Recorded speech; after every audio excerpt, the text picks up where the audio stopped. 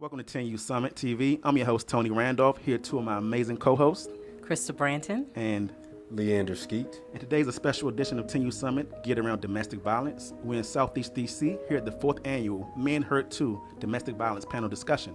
You're going to meet some great interviewees who happens to be either abusers or victims of domestic violence, or know someone who has went through domestic violence. Stay tuned, because this is Teen Youth Summit. Whispers on the wind, telling me whatever journey's end, a beginning. I listen to the rhythms of the stars above, they sing. Tell me that my life is just a part of everything.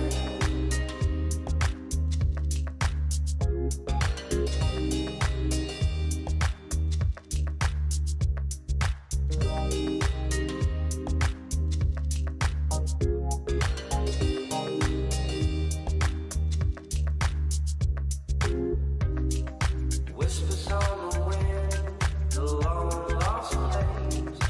Now you're gone again, still see your face.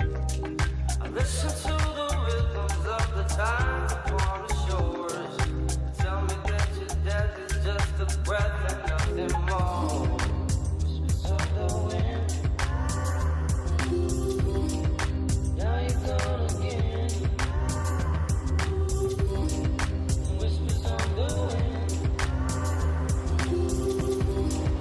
Now you're gone.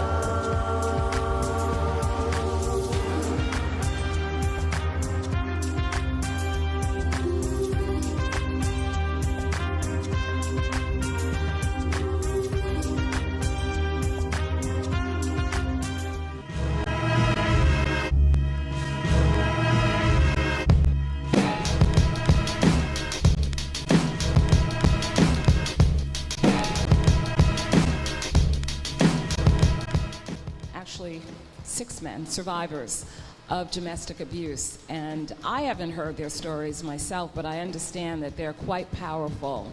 So each one is going to introduce themselves and tell us a little bit about who they are, why they're here, what their experience was, and ask you all, if you wouldn't mind, please standing for them and give them a round of applause as they come in. Because as we said, it takes a lot of courage. It takes a lot to expose yourself and to be transparent and to come through what they've been through and to be able to share it with all of us. So let's give them all a round of applause as they come in.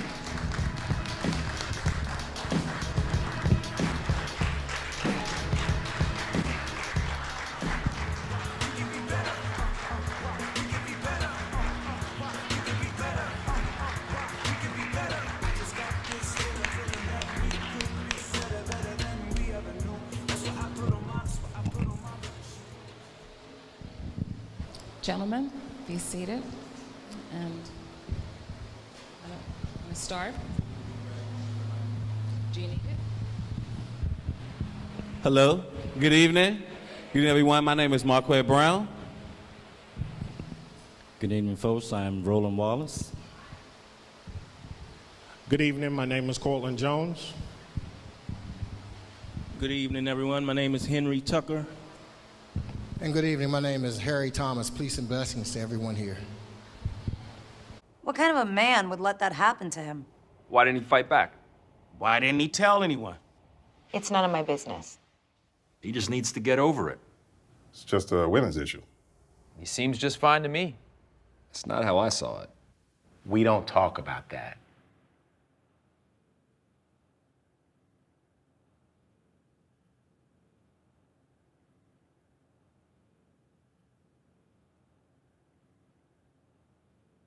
Welcome back to Teen Youth Summit. I'm Leander Skeet, and we're here in Southeast DC with the 4th annual Men Hurt Too Domestic Violence Panel Discussion. And I'm here with a special guest, Miss Walker. Yes, I'm Miss Walker. And can you please tell our viewers who you are and where you're from?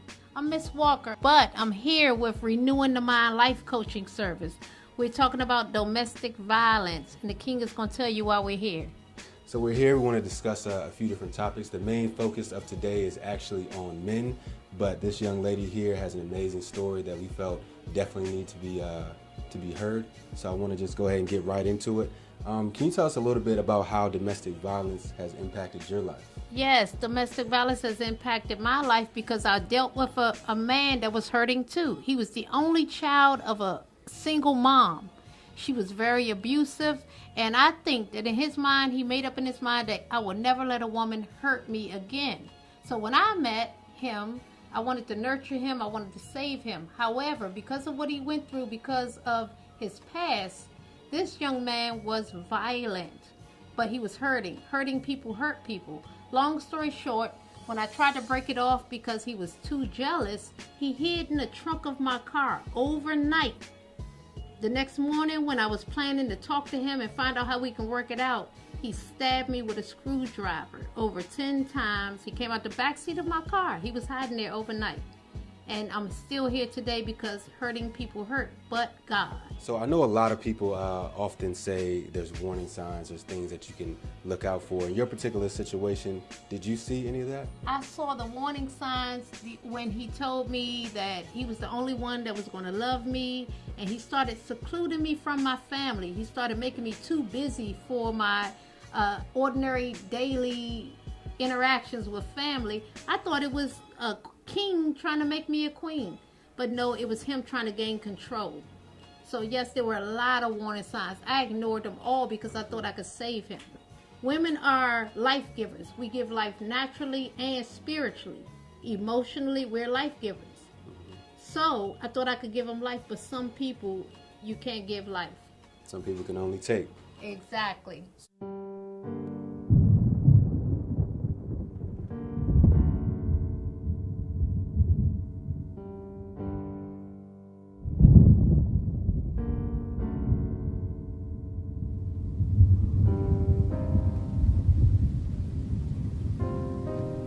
If it looks bad to you, how do you think it looks to him?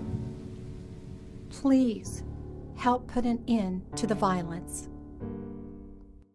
Every man, every child, no matter your age, but definitely our younger youth, need to be nurtured and understood about what these domestic disputes are, because they're often sisters, cousins, brothers. Sometimes they're way heavy on a young man, on an urban man, or they push them to be more of a stereotype than more of a unique individual.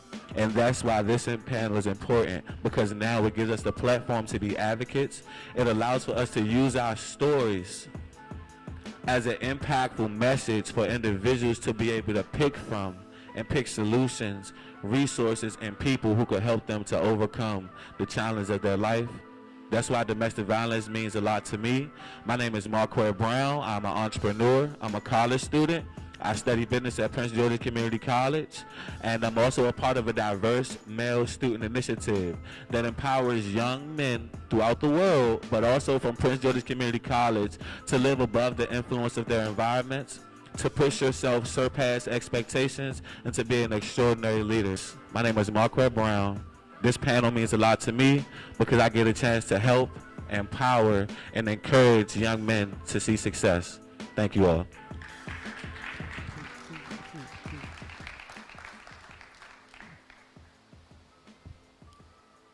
Good afternoon, everyone. I'm Roland Wallace. I'm a barber stylist, fashion designer, and program writer for the metropolitan area of DC, Maryland, and Virginia, and Philly. Domestic violence wears many tags is important to me because we get to teach the people how to develop a different philosophy of what domestic violence really is. It's not about men beating women. It's about people hurting people. It's about changing the outlook, because when we hear domestic violence, the first thing most people think of is a man beating a woman. My situation, it was male on male domestic violence. And when I first got the charge, I was like, what? Okay. Now my charge was altercation with my father. he and I had an altercation about moving into my house while I was out of town. My mom told him to come to the house and he could stay. But it was certain interchangeables that was going on at the house while I wasn't there. So when I came home, we had a conversation. It turned into an altercation, and I got served some papers to go to court. So I was like, okay. I went to court. The judge held me in contempt, and I wouldn't apologize. So they held me for 90 days because I wouldn't apologize. Didn't worry about my job, didn't worry about my kids, didn't worry about... So my aunt said, look, I need you to apologize. That's the only way you're going to get out of here. So I said, okay. Then I had to take anger management classes. And being a life coach, I was already teaching anger management. So I talked to Dr. Kevin Fields, and he said, why don't you teach this? Just sit back and learn how to teach it from a different perspective. So I thought about it. I went through my classes, and he let me teach the classes through my whole time I was supposed to be going for domestic violence myself. So I started going out, teaching it state to state. So Queen Afine, myself, we birthed Domestic Violence Wears Many Tags. We also had a friend, Lolita Thompson, and we used to do DC, Maryland, Virginia. And we started teaching it. But when we started breaking it down from emotional, financial aspect, it's different analogies that people can see how domestic violence can hurt people in a different facet.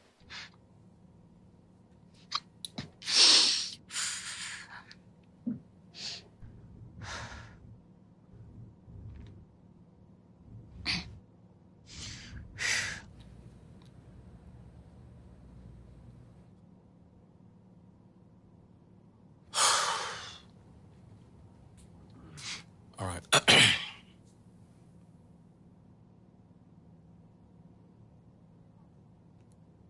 Welcome back to Teen Youth Summit. I am here with Ivan today. Hello. Hi, and I just had an opportunity to hear him speak. He served as the keynote speaker for the 4th annual Men Hurt 2 panel discussion.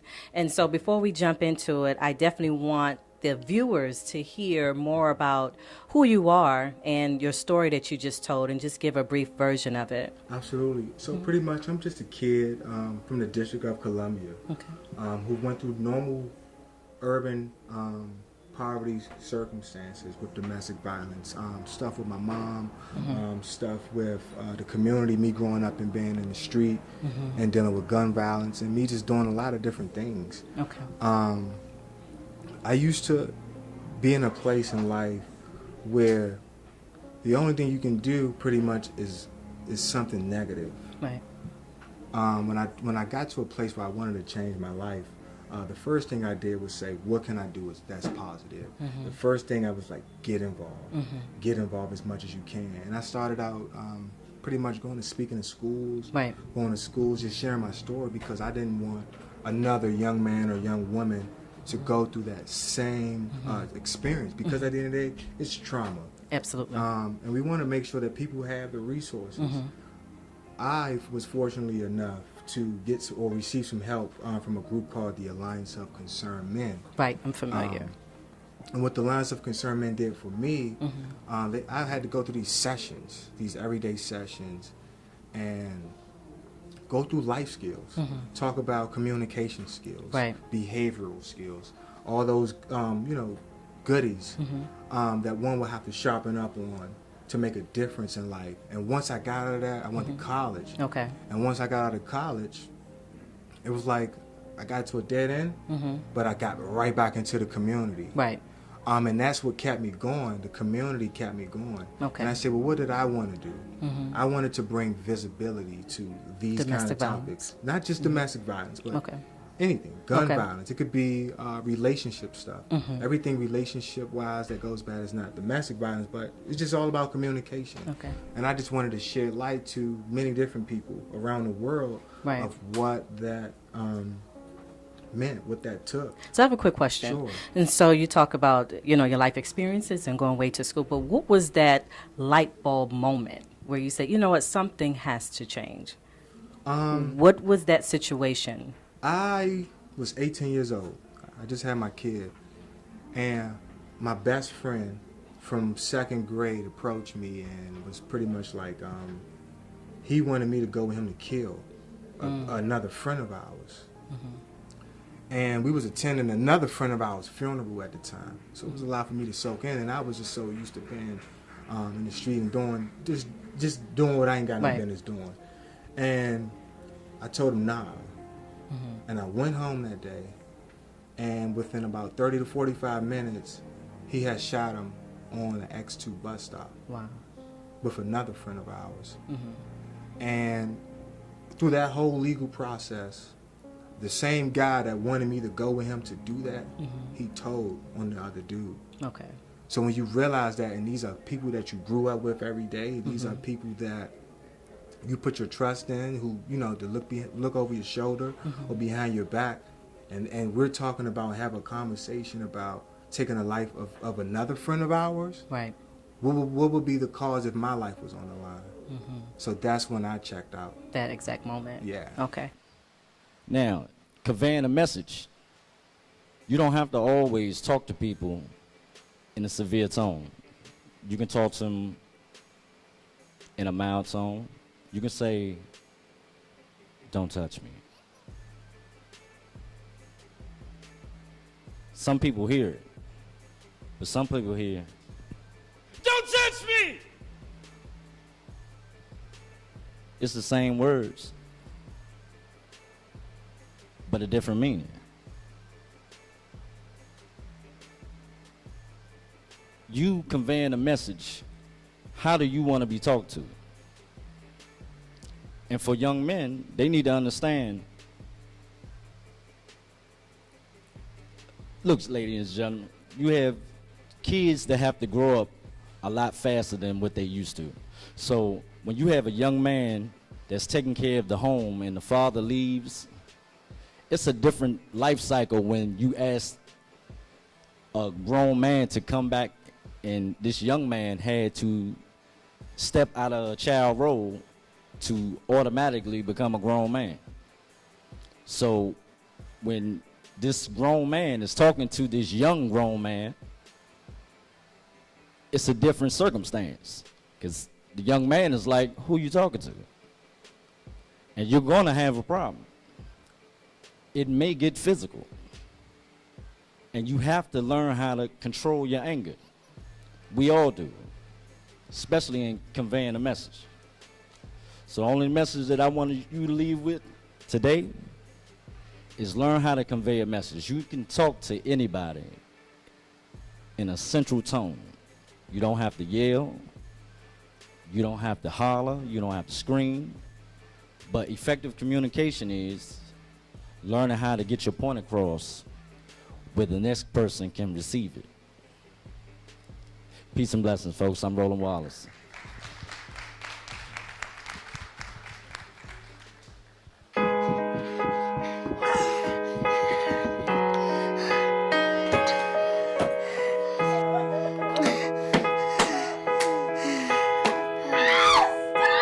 Hold me down. I need a prescription. My heart can't feel this empty anymore.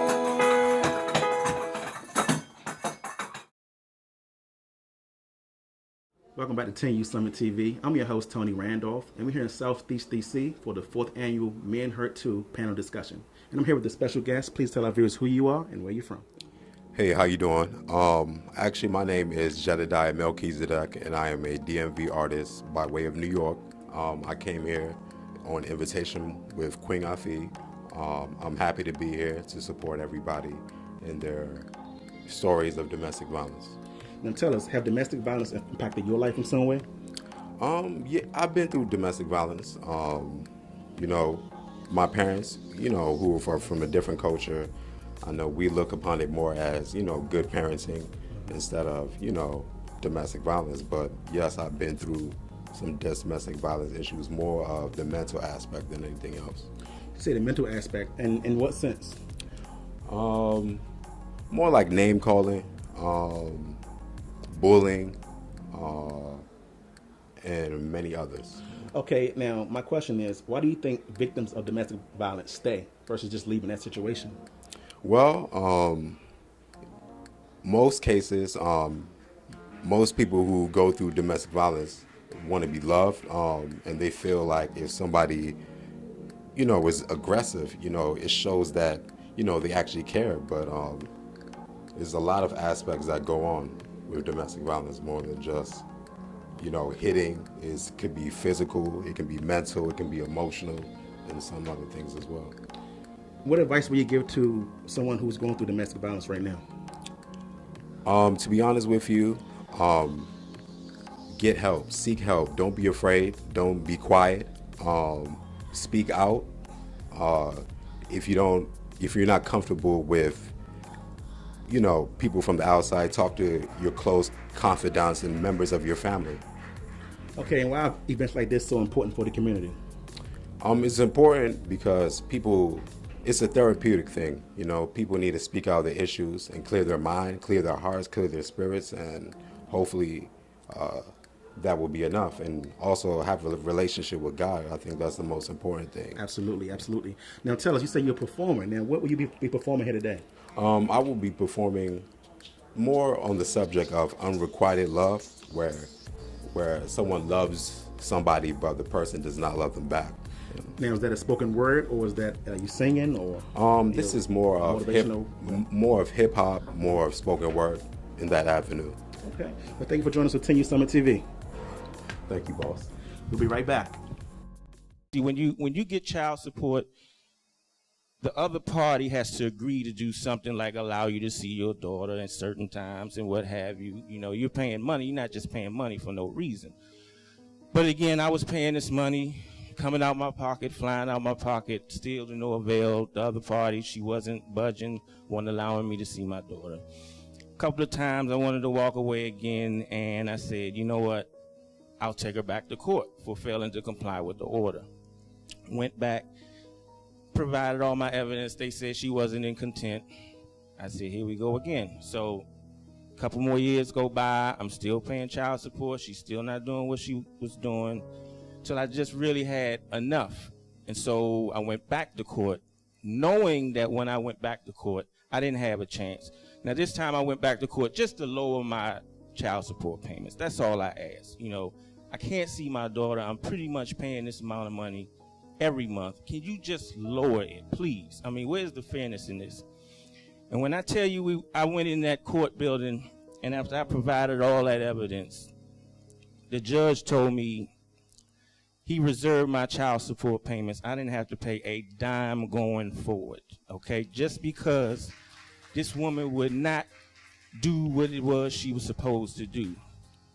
So when you ask me why this panel is important to me, after 4 years of struggling, trying to see my daughter, trying to do the right thing, paying money, paying thousands of dollars of child support, paying $1,000 an hour for lawyers, who I ended up getting further than the lawyer did. I went in there on my own and I paid all this money for this lawyer who did nothing for me, and I did it on my own. You ask me why this panel is important to me, because everybody does not have my patience. Everybody cannot put up with what I had to put up with. A lot of time, brothers want to take matters into their own hands. And that's not the way to go. I'm here to tell you, I stand before you as a living proof. If you just hold on and you know you're right in your heart of hearts, you stand up for what's right for you and you do the right thing, I guarantee you will come out victorious. My name is Henry Tucker, and I want to thank y'all for letting me share my story. So I'm going to just say, because it's kind of, God ordains you where you're supposed to be. and ordained your life in such a way that you go through things so you can share your life's experiences in a way. And I would just say, y'all were clapping. Please give all these brothers a round of applause. I do that because my life is at the other end of the spectrum. You know, I was a legislator here in D.C., wasn't sure what I was going to do after I had my fall, and God sent this angel into my life called Queen. And, you know, I didn't know what I would do to share my experiences and help other people and continue to do what I love doing. But when she said domestic violence, men hurt, the other side, all the stories of it, I quite didn't figure out how to put all that together, but something dawned on both of us that you have life experiences not only as sitting as a legislator, that systematic change must take place from a mental health perspective, from a community healing perspective, from a legislative perspective, and more importantly, from a community-driven perspective. And so I sit on this panel not because I have been a victim, but because I've heard, seen, been in a system that I know is not designed to help us get out of that system and stop perpetuating these kinds of stereotypical behaviors that people want us to see. See, because any of these men who want to come forward and say this, well, you soft. How you let that happen to you? If it's happening in your life, well, why didn't you step up to them? How you let your woman take your child? You know, so all that kind of stuff, because we're supposed to be the soldiers in our home, the head of our households. Well, we also understand there's also shared responsibilities at home when you're a real man. You know, because I know coming home, I had to understand that my wife took care of my house for 3 years while there was no man there. So when I came home, I had to say, I got to get in the back seat and learn how to ride instead of drive. But if we're not teaching people in the prison system, they weren't preparing me for that to come home. They weren't telling me this. All they told me was, you need to return, oh, by the way, to your community where you live. Oh, by the way, you put me in a halfway house in Baltimore. And can come home and try to get a job and re-enter where you are and be substantial in your life. But nobody tells you, how do you now become that guy that has to learn how to verbally accept things, mentally change things, and you don't think of that, but that could have led to so many domestic violence issues, and it does for returning citizens that people don't even understand. So I come here because I've seen this system. We got to make some holistic changes and take advantage of the environment we're in right now to do that. Black Lives Matter has opened up a whole new spectrum for us to say that the issues that these men bring to the table, that we are willing to hear their hearts and souls, but what are we going to do about it? See, I was a legislator. Pen to paper. How do you go down to those hearings and say, this is what you need to be focusing on? And why is everything a punitive damage? And why shouldn't, when a young man like this came in and had a real issue about finances, should there not have been an immediate mechanism to say, we're going to put this in a holding pattern until we really find out what's going on? Because there was no sensitivity to the man's side of the view, because he was viewed coming through that door one way, as a provider, regardless of the circumstances, regardless of all the issues he had to deal with. Because trust me, if you hear domestic violence stories and why things happen, he had all the fuel in his tank to do whatever he wanted to do and walk in somebody's house and now be in a system for the rest of his life.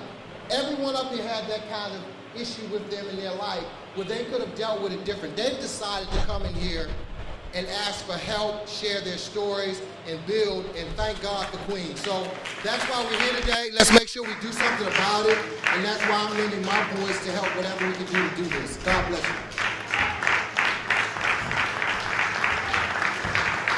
It's on us to stop sexual assault. To get in the way before it happens. To get a friend home safe. And to not blame the victim. It's on us. To look out for each other. To not look the other way. It's on us to stand up. To step in. To take responsibility. It's on us, all of us, to stop sexual assault. Learn how and take the pledge at itsonus.org. Once again, let's thank these men. Let's give them a round of applause for being here for persevering, as was stated, to have the courage to not just tell their stories, but to live through them and not become a part of the system, because you're right. Somebody else would have taken a very different approach to dealing with all of these situations. So thank you all for being here, for being men. Thank you all. Being men, and I want to say that again, being real men, for telling your stories. But a few things have come to mind, and you know, brother on the end, and I'm sorry, you didn't. Eric Thomas. Harry. Gotcha, Harry. Gotcha. So listen, my thought throughout all of this, how much of this do you think is there a gender bias towards men in particular? Because just as you pointed out, the system has failed, clearly. But do you think that particularly the brother next to you, and I wrote names down and I can't get them close enough, Henry, his situation, abandonment, child support, not being able to see his child, clearly failures in the system. Had he been a woman, do you think that any of this would have been different? It would have been, and unfortunately, I say that because when I look at gender bias, I look at all the gender gaps we experience for you, black women, for example. Gender bias is greater for pay equity and all those things. So gender bias is huge, because if we lived on an equal footing, if we looked at it as if everybody has the same set of circumstances, rights going through the door, he shouldn't have been treated that way. He should have been looked at as a co-parent. Right. And anybody going in that situation should be looked at as a co-parent. And so, yeah, there's a gender bias. There's also a mental stigma in our minds, because we are always raised up to believe that men should not have these kind of emotional things. And if you run into some of these young brothers who have to internalize what has happened to them, and you wonder why they're angry, it's that gender bias, because it says when you get there, man up. And trust me, once you get into the penal system, certain things like this, you can't shit. Right.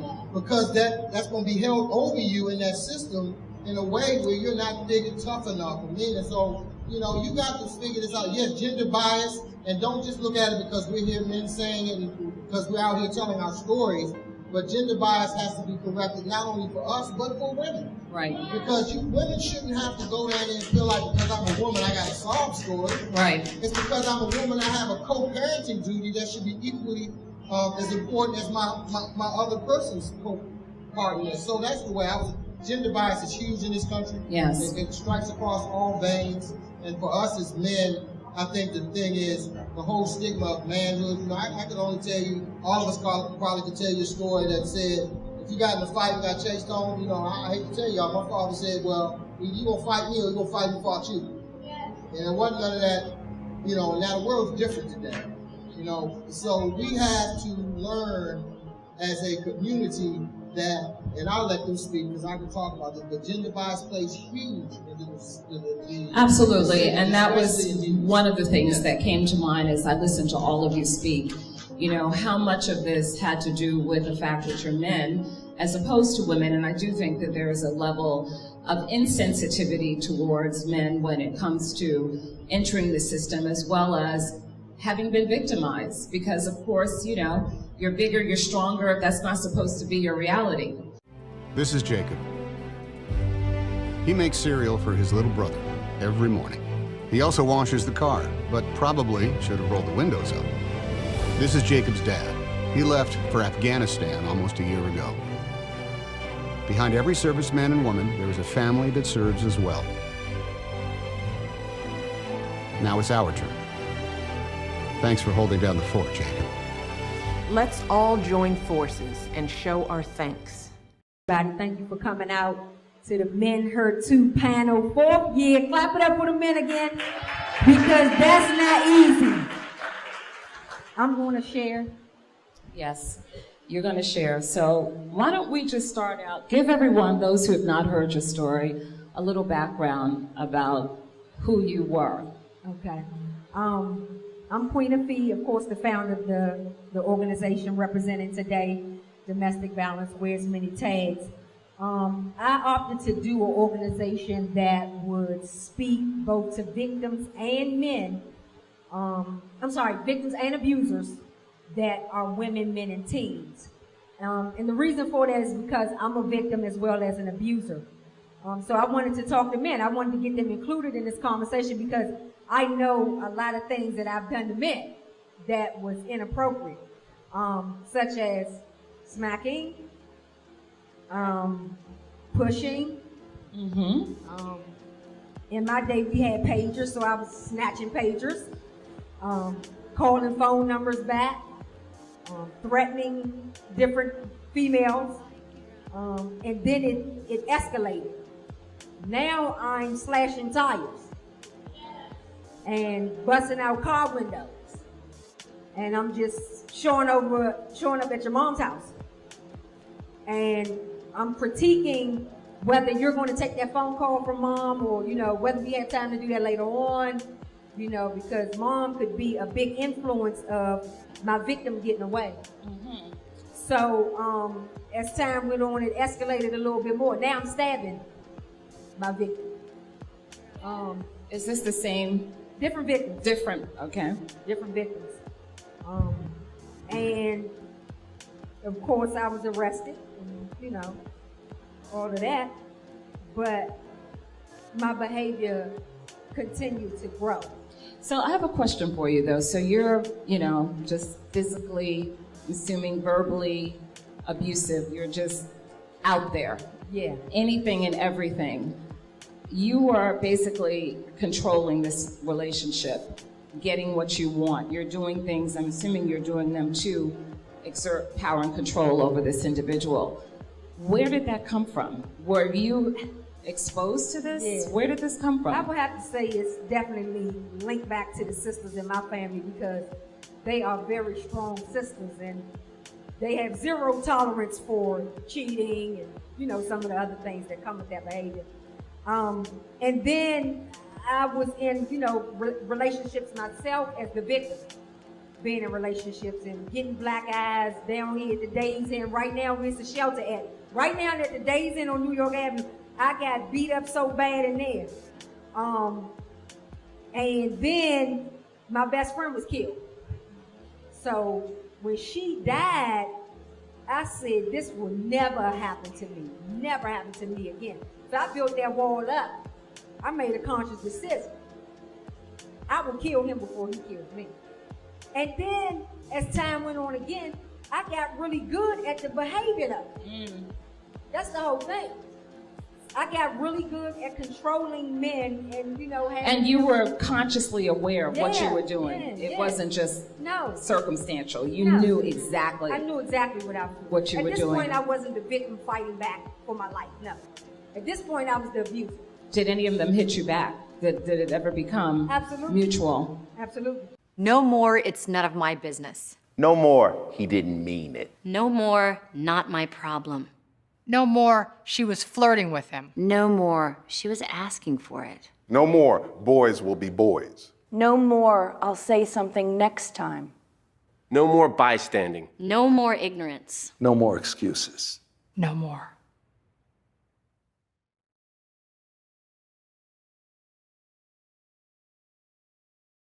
And if you're going to jump up in a brother's face, you better be ready. All men are not going to walk away, so get that out your mind right now. Get that out your mind. Stop raising your children stop that.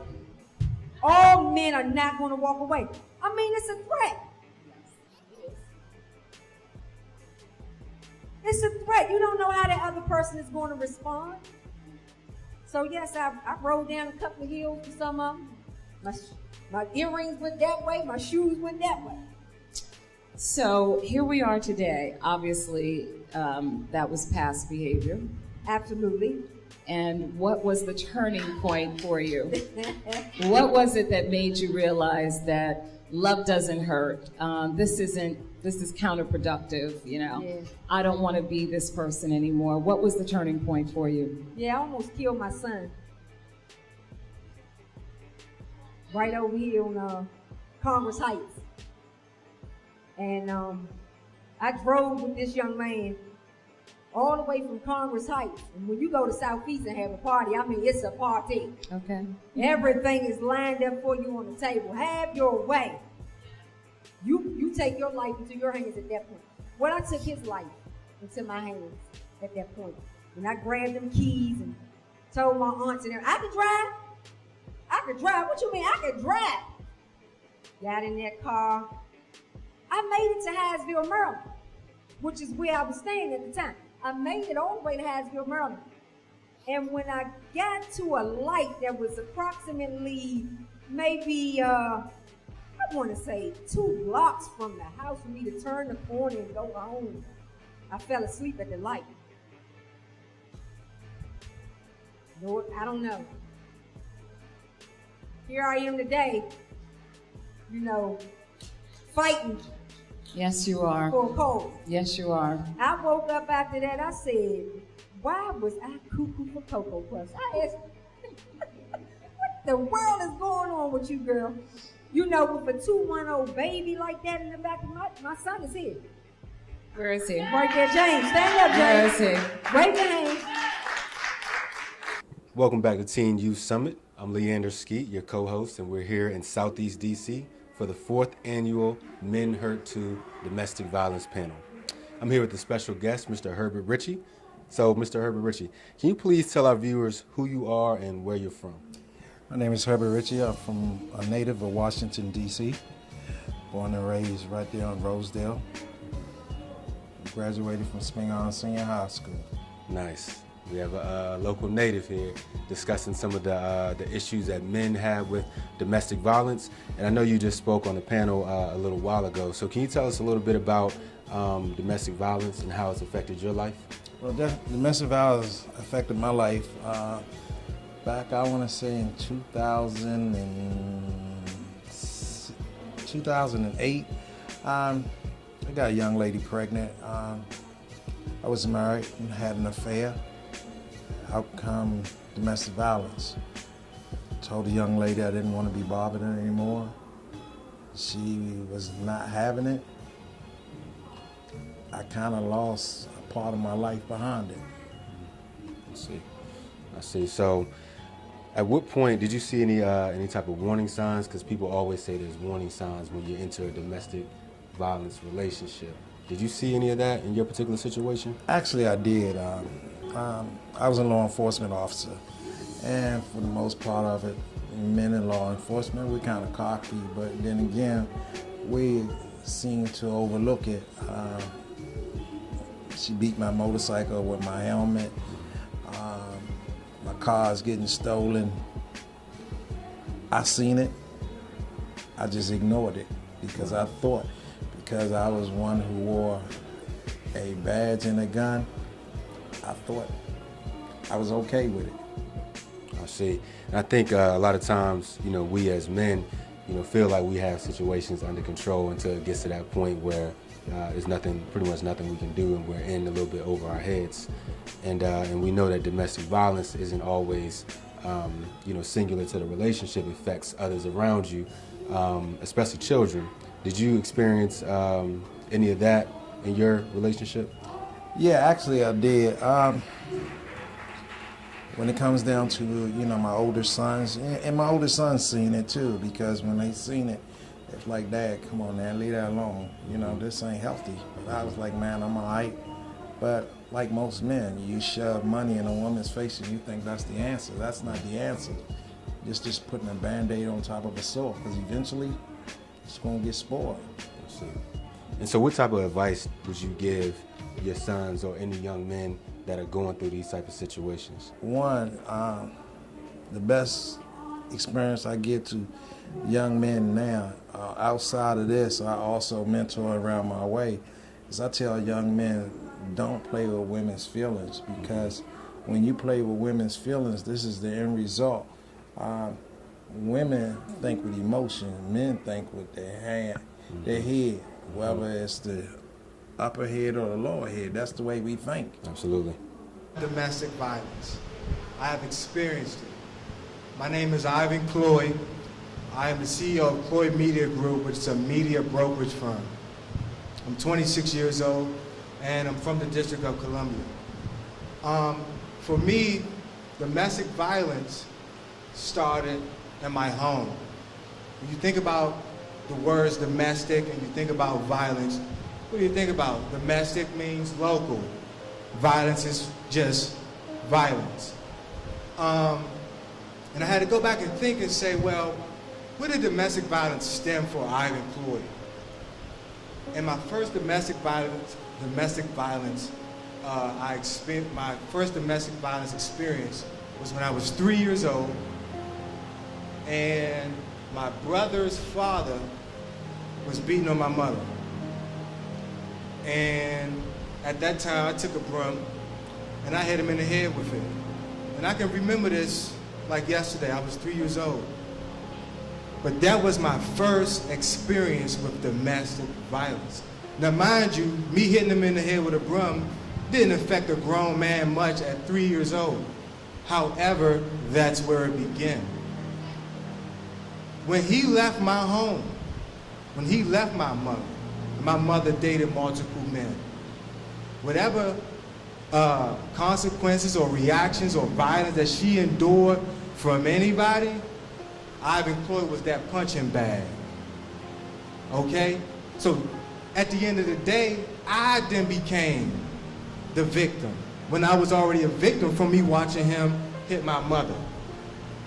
So my mother turned and she started to abuse me. I was MFers, B's, and I'm 12, 10, 11 years old. By the time I got to 12 years old, I went into the streets and I became my own man. So what did I start to do?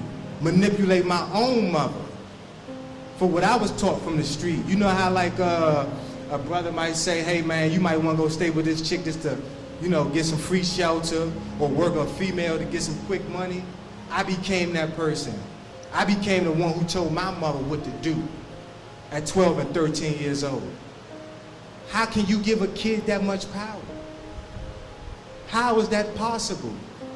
When you think about domestic violence, there's only one thing that I can think of why it happens. Most people do it because they want control. You want control of the situation. You want to control the person. You might want to control how the situation plays out with somebody else totally different from you. But it's about control. The person thinks they're in control, but the reality of the situation is you're not in control. And when you're not in control, you're not in control of oneself, then you react. I used to beef. I'm from San Fernando. I grew up in Surgeon Quarters. And I used to, you know, shoot at people. And people used to shoot at me. But at the end of the day, we call that gun violence. But at the end of the day, I call that domestic violence.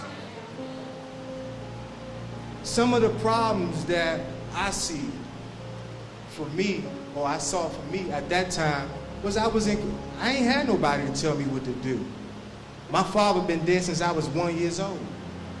So when you come up and now you 12 and you from the hood, you feel like you from the hood, your father been killed since you was 1 by his best friend, what trust you have? You feel me?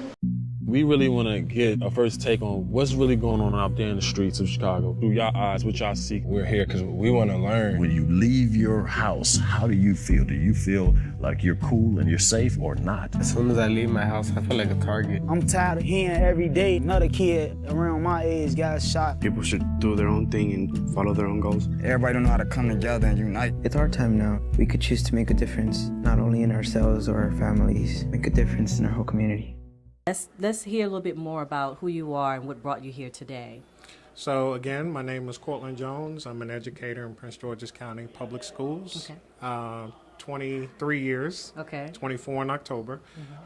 Published a book in 2014, Out of the Darkness, A Journey into the Marvelous Light. It's my personal testimony of salvation through faith in Christ, but it also includes, as I shared today, my journey from overcoming being sexually abused as a child at age 4. Okay. And I desired to participate in this activity, this movement, because I believe in the power of speaking up and using your voice. And so that's why I lent myself today as being a participant in this program. Amazing, amazing. Now today's event, the panel discussion, what do you hope people gathered from your testimony or your discussion on today? So if someone who actually has gone through being abused as a child, that they're not alone, that there are people out there who would understand them and be able to encourage them to get the help that they need. Okay. All it requires is being willing to speak up, finding someone that you trust, that you believe will listen to you.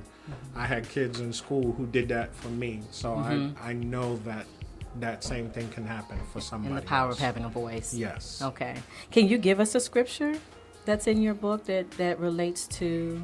Well, my favorite right now is I am crucified with Christ. Okay. And I no longer live, but Christ lives in me. The life I live in the body, I live by faith. Okay. And the Son of God who loved me and gave himself for me, Galatians 2:20. That's my kind of like inspirational verse right now for my life. Understanding that what happened to me as a child is a part of a bigger plan that God had. Absolutely. The purpose to my pain was discovered in kids coming forward to talk to me about what they had went through, which allowed me to have peace about what I went through, because now I could see a benefit to what I went through as a way to help and serve someone else. Okay. So my life is not my own, but as a tool of Christ, I'm being used for a greater purpose. Okay. It does not change. Right. Just the person changes. The behavior never changes. All abuse is going to isolate. All abuse is going to do controlling behavior. All abuses are going to do verbal abuse. All abuses are going to do isolation. That's our pattern of behavior. It never changes. So it can come in a woman. It can come in a man. It can come in a teen. It can come in the teen boy or girl. You know, and it can start as young as 5 and 6 years old, you know, because they're seeing things at home. Right. And it's learned behavior. It's and we know that. definitely learned It's behavior. learned behavior, so we have to be careful about that. For the work that she's doing, domestic violence wears many tags. She is a soldier. I said, I call you a soldier. I call you a soldier. Sister Soldier here, out here on the front lines, taking this fight on. So we thank you. Thank you. We applaud you and we love you. Thank you very much for your support. And know that there is a place to turn to if you're that victim or the perpetrator. Welcome back to TeenYouthSummit-TV. I'm your host, Tony Randolph, and we're here in Southeast D.C. for the 4th annual Men Hurt 2 Domestic Violence Panel Discussion. We have the special guest. Please tell our viewers who you are and where you're from. My name is Vanessa Fleeton. I'm an author and a speaker, and I'm from Washington, D.C., currently residing in Maryland. Now, Vanessa, how have domestic violence impacted your way in some way or another? Well, I never thought about it until recently when I started supporting domestic violence. Growing up in a household with an angry mom because she went through a lot of issues on her own and she never got the counseling that she deserved. And so she was angry a lot, angry at the decisions that she made or her circumstances or situation. And so she would find herself angry at the family a lot. And so when I think back to my stepfather when she used to get into verbal altercations with him. And because he was a laid-back person, he never, was aggressive with her. And she would sometimes, hit him with different products in the house. Whatever she can grab in the house, she would hit him. And I would kind of feel bad for him. I wouldn't want him to lash back at her. But if he would have said, wait a minute, maybe she would have kind of calmed down a little bit. And so I just saw her fuss at him, fuss at us, hit him with things, pots and pans, whatever she could grab.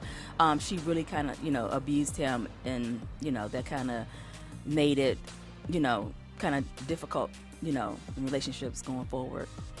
Now, the fact that she was an abuser, did she go through abuse, you think, when she was younger, and that may have caused her to become an abuser? Because I don't know her story, and that's why in my book I don't really tell her story. I just say I know she went through something. She didn't tell us a lot about what she went through, and so that's why I try to get her to go to counseling when I started going to counseling. And so I just know she went through something. I don't know what, but I know she went through something because she held on to a lot, and you could see her lashing out at people as a result of whatever she dealt with. Now, as a child going through that at that moment, how did that affect you, seeing your parents seeing your stepfather go through some form of abuse? Well, I kind of felt sorry for him because even when she would come down on me, sometimes he would step in when she went too far. But then if he stepped in too much, then she's going to lash out at him.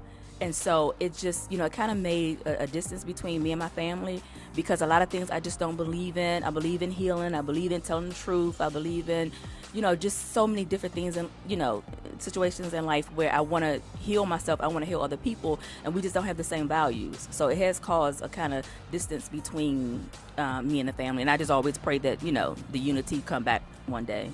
Crystal? Yeah. So what advice would you give to families that are experiencing what you've experienced? during your childhood? I would say for me, I found purpose in the pain I went through, and that's why I have seminars called Painting the Purpose T-shirts, because whatever you went through, it's the purpose behind it. And so whatever hurts me, I don't want to see somebody else hurt. And when I see them hurt, I kind of get emotional and get compassionate. And so I tell my story so that if other people are going through it, they can realize that, there's sunshine on the other side, and life is so much worth more than just whatever you're going through right now. And so I had to pray my way through. I had to be around positive people, and that's another thing where I can't be around a lot of negativity. And so I would just try to turn it around. And now, since I'm helping other people, then that kind of takes the focus off of what I've been through. And so you just have to stay positive, just realize that every day is not going to be the same, and that sooner or later, it was raining today, but the sun came out. So if you just hang in there long enough, the sun will come out. Don't give up, and just keep going and find some purpose, in that pain. Awesome. Well, Vanessa, thank you for joining us with TeenYouthSummit-TV and sharing your amazing story. And for those of you out there who may be going through domestic violence, please call the domestic violence hotline at 1-800-799-SAFE. Again, that's 1-800-799-7233. We'll be right back. Mentor Carolyn Washington told me, get out here and do this work. So that's why I still showed up today. The event was not canceled. I still showed up because this was my daughter would have wanted me to do. She would have wanted me to be, she would have been here. She would have wanted me to be out here and tell the truth about it. And that's what I'm out here doing. Come on, let's put this. Squeeze it, everybody. Show some love, man. Come on now, we got to do this for the community. Everybody get the pictures. Tag me on Facebook. Get some nice, clear pictures, please. If I only game, why should you? If I could make a change, why can't you? There's enough strikes that we couldn't take cause you. What if it's on the guns, it's on the blade? We don't do it for the praise, just so gang violence awareness can be raised. Little by little, we have to drop these stats. How can 35% of our gang members be black? 49% is half my family Latino. How is that? No more bandanas, no more rapes, no more of those meanest handshakes. So we ask you to step up, step out against gang violence. If you don't, who will? Welcome back to TeenYouthSummit-TV. I'm your host, Tony Randolph. Leander C. And Crystal Branton. And we're here in Southeast DC at the 4th annual Men Hurt 2 panel discussion. This concludes our show, but guys, please tell our viewers, what do you think about today's show? I really enjoyed today's show. I think one of the things I enjoyed most was hearing from the young men that were discussing the issues, because primarily domestic violence has been seen as a women's issue. But today, I think we got it out there that it's not just a women's issue, it's more of a human issue, and it doesn't matter what your gender is. And I thought we shed some good light on that, and I enjoyed the topics. And Crystal, what do you enjoy most about today's show? I learned a lot of good information. I met a lot of great people. And as I told you earlier, explained that, what I learned today and what I gathered, I would definitely take beyond the walls of this church, back into the community. As you know, I do a lot of community work. So I am definitely inspired, and I feel personally responsible to help others that are in need. And I absolutely enjoyed the keynote speaker, Ivan. I thought he was incredible, and I plan to connect with him on social media following today. Amazing, amazing. Well, I thought all of our panelists was incredible today, and what I learned more, what I appreciated more is that I found out there was different forms of domestic violence, whether it be financial, whether it be emotional, whether it be physical, and so forth, which I didn't know. And I didn't know that men hurt this much as far as getting abused, and because it's something that the media, we in the media, or the mainstream media and in society, don't discuss a lot. This is true. So I think that, for those of you who may be going through some form of domestic violence, should call the domestic violence hotline, which is 1-800-799-SAFE. Again, that's 1-800-799-7233. Until next time, I'm Tony Randolph. Leander C. And Crystal Branton. Peace.